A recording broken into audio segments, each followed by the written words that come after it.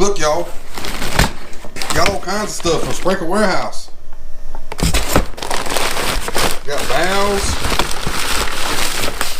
They're in this, like I got it from the butcher. I got fittings in those bags down there. And I got pipe on top of the Suburban. I guess I need to get to work, don't I? Now it's already hot outside. And I need to start by assembling these valve manifolds. So I'm gonna do that in the garage where it's nice and cool. Well, not cool, but not in direct sun. I've already started. I got excited. What do you expect? Come on. This is a mock-up of what these valves are gonna look like, and I can just keep going just like this. Now I opted to buy the thread-on Rainbird valves, which will make it really easy to change out if one of these guys goes bad. So I've seen some people put unions on both sides, but these unions are like $6 a piece. So I just use these threaded adapters and use a union only on one side.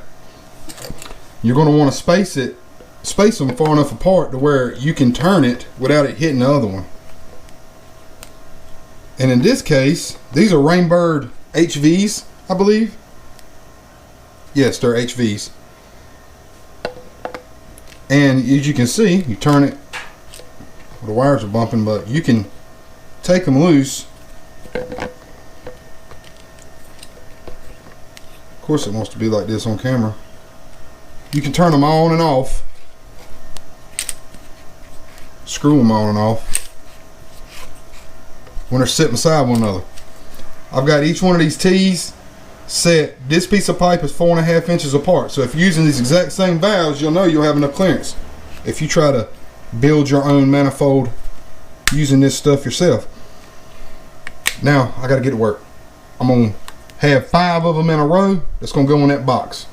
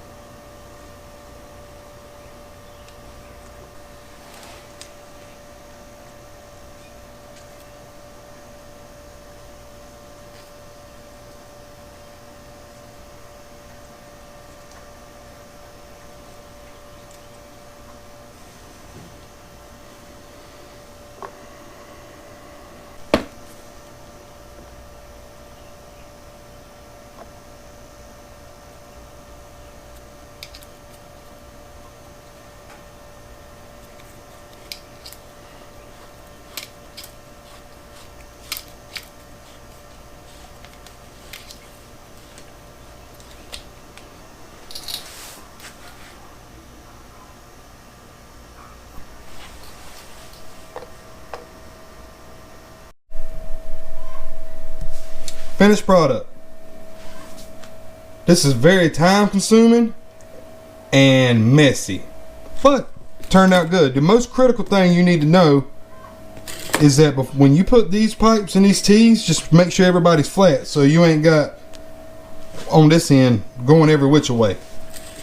But other than that, man, it's not hard to do. Just takes a little bit and makes a mess. All right, let's go mock this thing up in the box.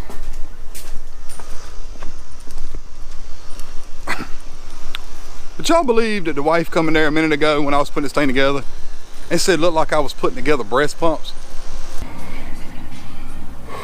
What's up, everybody? It is hot. I should have done this 2 months ago when it was about 15, 20 degrees cooler. I'm sweating to death, but I got a lot done. Check it out. Yeah, look at that. The hardest part of this is the holding of that manifold and getting to where you can cut those holes in that concrete border. But I have the main line coming out of the tank. It goes straight out, and that's going to go to spigots throughout the yard, like that pole right there. And then I got my zones that are going backwards towards the back of the house, backyard, side yard, all that nonsense. For the time being, I got this corked off. There's going to be 3 more, 1, 2, 3, that go to the front of the house, but I'm not worried about doing that today. I also installed a T with a valve, an air chuck, and I can use my compressor before it gets cold to blow out all of the irrigation lines and all of the regular spigots in the yard. I just got to go open them up, and I can just crack that valve a little bit with my, I got a hose that's long enough to run all the way down here. So that's where I'm at. I haven't hooked up my timer, obviously, and I don't know whether I should do that. It's starting to cool off a little bit at the end of the day. I think I'm gonna get to digging. I'm probably gonna regret it, but I'm gonna dig all my lines. I went and bought this trencher shovel. And the advantage of that is you can save money by not renting a trencher. And trenchers are real bad about chewing stuff up before you get a chance to know something's there. You know, like a cable line or a water line to your house or electrical line or whatever's down there. You stand a little bit better chance with a shovel. And I probably already lost 5-10 pounds just sweating my behind off today. So maybe I can lose more by the end of the weekend after I install this crap.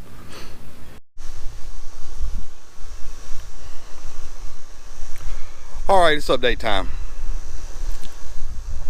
So you remember yesterday when I said I'm probably going to regret this? I do, very much so. Today it's not quite as hot. I got a breeze that's helping, but I totally underestimated the amount of work it's going to take to do this. So this is going to be ongoing for a while. I worked into the night last night. I was on a roll, but it was low light conditions, but it was cooler, so that helped. But let's take a look at what I got going on so far.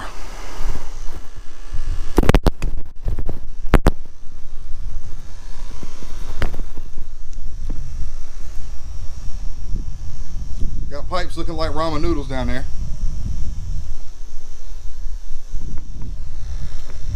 I've got that whole main line buried to that point. And I got one of my zone lines. You see there's a sprinkler there, one here, one way up there by the pergola on the patio. So I've been hard at it. Like I said, if COVID has shut down your gym, you feel like you're getting out of shape, go dig some holes. You'll be back in shape quickly. I'm sore. Now I'm gonna go ahead and get back after it.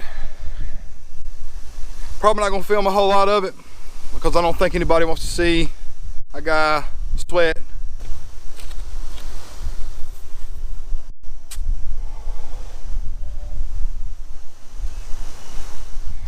And cuss.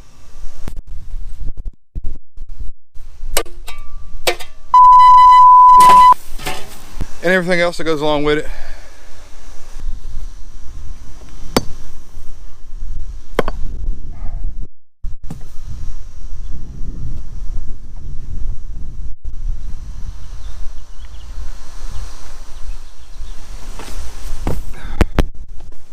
One thing I can say, when you're putting these pipes together to Put a little piece of pipe across here. Helps out immensely to hold it up out of the dirt. This sand gets everywhere. As a matter of fact, it's trying to fill in right now. But I found out this works pretty good, man.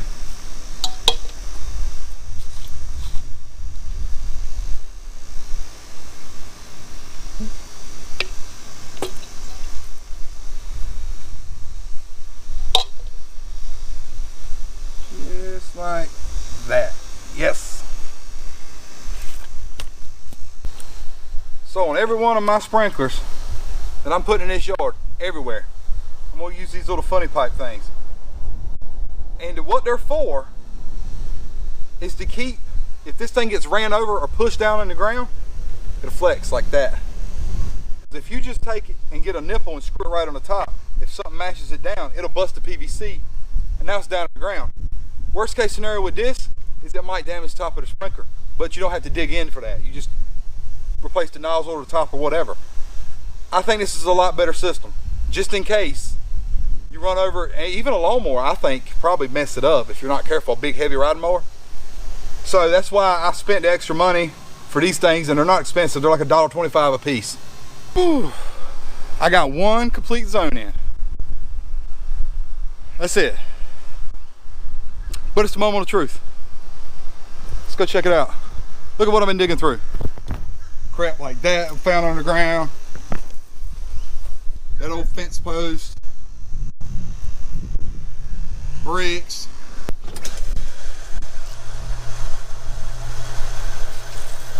Oh, stuff's happening.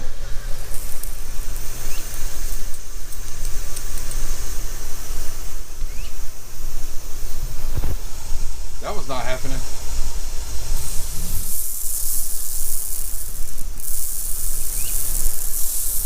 I'll have to work on that one. Something's wrong over there. Now that I got that sprinkler fixed,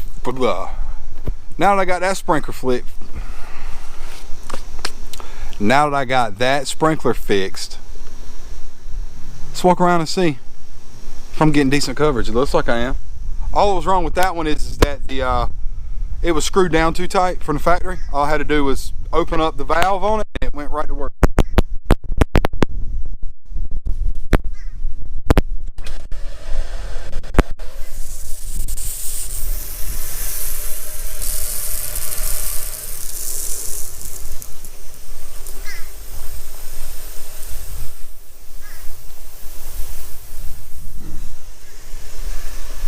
Oh, that's cold. Oh, that's cold.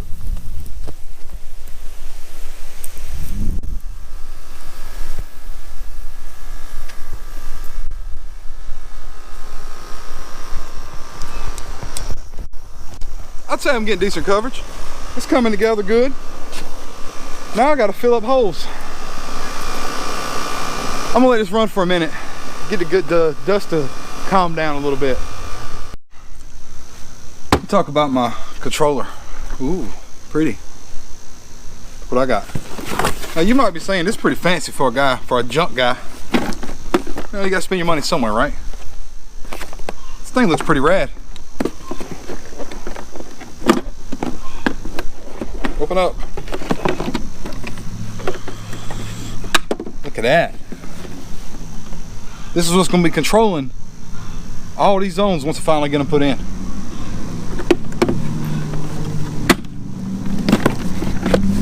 Also got the expansion pack for more zones. And bruh, really, dude? Okay. And the module to make it communicate with my Wi-Fi. Then I can control it from my phone, which is one of the coolest things I've ever seen. And I'm gonna go ahead and say that I don't know how I'm getting excited about this, because if you'd asked me 10 years ago if I was going to be excited about irrigation stuff, I'd have told you you're full of crap. But I guess it's that dad life, right? Let's take a look at what's inside. Ooh. Got keys and mountain hardware. Got that in this right here. That's for. Oh, that's probably to keep that from falling out. Trash.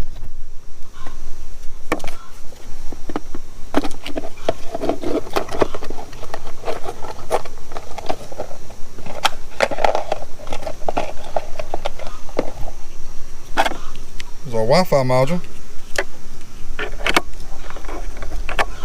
Remote accessory. It says it plugs in right here. Nope.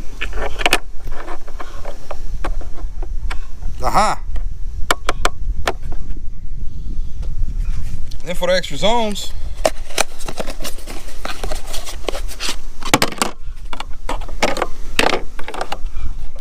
slide that in, lock it. I've got 6 extra zones. Sweet! It's nice and shady on this end of the house now. Them holes can get filled in later. I'm gonna work in the shade.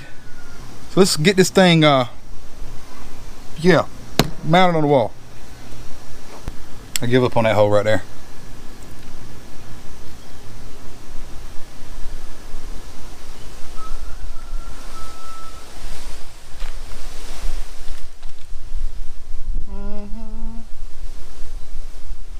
So it appears that you get this top one, the top hole done, and you hang it, and then you're going to drill the rest of the holes.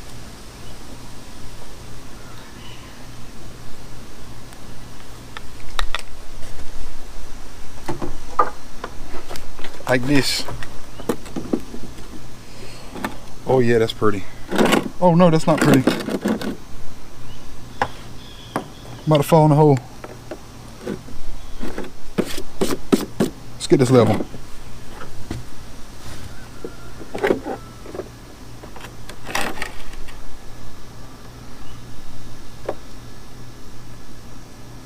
Okay. Stay. Let's try this again. Get right there. No. Yes. Stop. Right there. Uh-oh. Oh, is that what we want to do? Let's try to lift it up.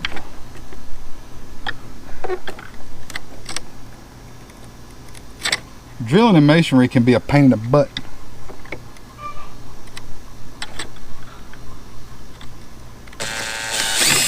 Yeah, it's a pain in the butt. Okay, we're fine. Let me just...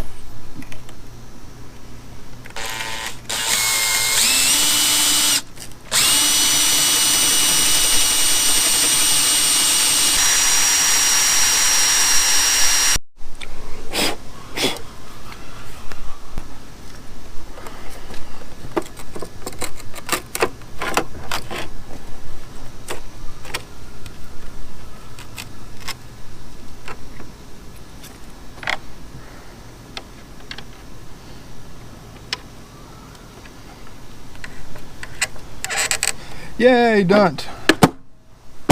Doesn't that look pretty? I'll turn my breaker on. Oh, stuff's happening. Off. Auto. Oh, snap. Well, this is way too fancy for me. Rain. Seasonal adjust. Back off. Okay, I'm gonna get into all that later. It ain't gonna be today either. It ain't even gonna be on this video. This thing's fancy. Ooh.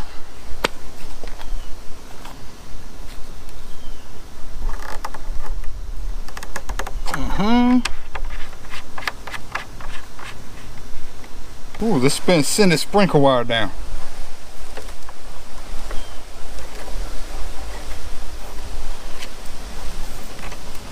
That's doing nicely. An advantage of having all your zones, your zone valves in the same box as your pump is you don't need as much irrigation wire. The downside is you need a lot more pipe.